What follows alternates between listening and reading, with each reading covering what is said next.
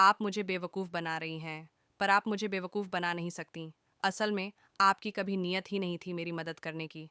पर मन्नत खान अपना वादा पूरा करती है और मैं शालिनी को इंसाफ दिलाकर रहूँगी।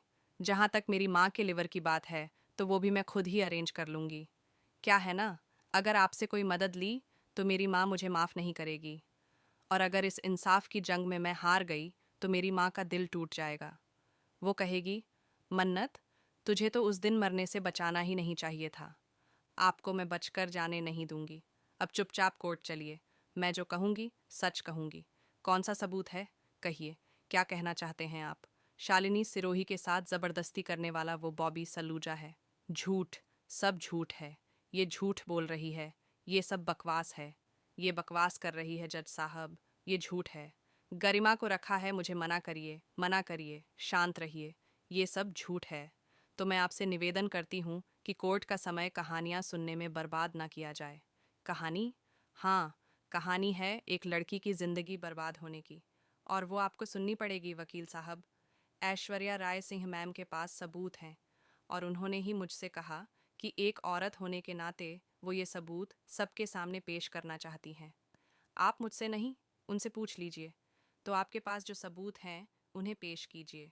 यूअर ऑनर, मैं आपसे निवेदन करूंगी कि आप ये फुटेज अपने पर्सनल चैम्बर में देखें और उसके बाद ही कोई फैसला लें। ठीक है। मैं आप दोनों वकील साहिबान से कहता हूँ कि मुझे चैम्बर में आकर मिलें। ऐश्वर्या राय सिंह, बर्बाद कर दूंगा मैं तुम्हें। धोखा दिया ना तुमने मुझे। बहुत पछताओगी। छोड़ूंगा नहीं, बर्बाद कर दूंगा। सीसीटीवी कैसे? आज इस अदालत में जो सबूत पेश किया गया है, वो इस केस का सबसे बड़ा सबूत है। इसमें उस रात की घटना की पूरी सीसीटीवी फुटेज मौजूद है। और इस सबूत के बाद अब अदालत को किसी और दलील को सुनने या जानने की कोई ज़रूरत नहीं रह गई।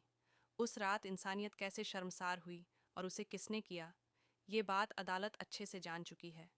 इसलिए अब बिना किसी देरी के बॉबी सल्यूजा को मिस शालिनी का गुनहगार माना जाता है।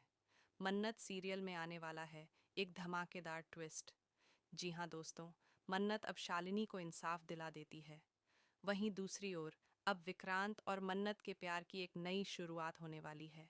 दोनों को अब एहसास होने लगा है कि वे एक दूसरे से प्यार करने लगे हैं।